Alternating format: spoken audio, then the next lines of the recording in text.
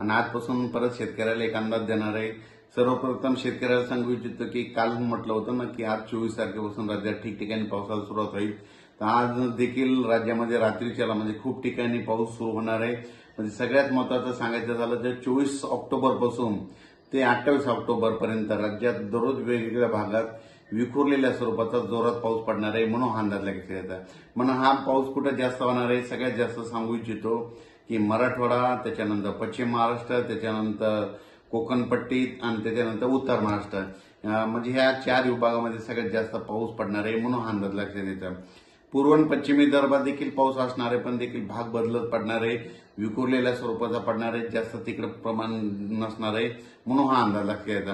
पण राज्यात मात्र मराठवाडा, पश्चिम महाराष्ट्र, उत्तर महाराष्ट्र, कोकणपट्टी या भागात मात्र जोराचा पाऊस पडणार आहे, म्हणून हा अंदाज लक्षात यायचा।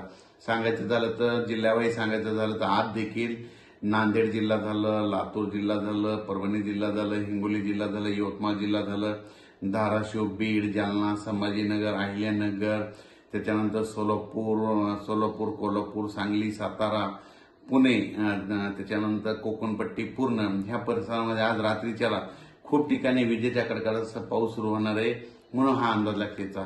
हा पाऊस सर्वदूर नाही, पण राज्यात मात्र रात्रीपासूनच चांगला पावसाला सुरुवात होणार आहे, म्हणून हा अंदाज लक्षात यायचा। आणि परत शेतकऱ्यासाठी आनंदाची बातमी कशामुळे की फक्त 28 तारखेपर्यंतच पाऊस पडणार आहे, 29 तारखेला सूर्यदर्शन होणार आहे आणि 2 नोव्हेंबर मात्र थंडी येणार आहे। म्हणून ज्यांचं कांद्याचं जे कांदा शेतकरी आहेत तर तुम्ही काय करू शकता का की कांद्याचं रोप टाकू शकता। मका शेतकऱ्याचे फोन आले, मका देखील काढायला 29 तारखेपर्यंत काही हरकत नाही, पेरणी करायला देखील काही हरकत नाही, म्हणून हा अंदाज लक्षात द्यायचा। पण राज्यात मात्र सध्या आणखीन 4 दिवस हा शेवटचा पाऊस पडणार आहे। शेवटचा पाऊस असल्यामुळं सगळीकडे सर्वदूर पडत नाही, फक्त भाग बदलत पडतो, म्हणून हे अंदाज लक्षात यायचा। म्हणजे हा शेवटचा राज्यातला शेवटचा पावसाळ्यातला शेवटचा पाऊस असेल, म्हणजे 28 तारखेपर्यंत असं 29 तारखेला सूर्यदर्शन होणार आहे, 2 नोव्हेंबरला थंडी येणार आहे, म्हणून हा अंदाज लक्षात यायचा। त्याच्यानंतर 29, 30, 1 तारखेपर्यंत राज्यात धुके धुराळे देखील येणार आहे, म्हणून हे देखील लक्षात यायचं। पण राज्यात मात्र आता 4 दिवस पावसाचे असणार आहेत, म्हणून हा अंदाज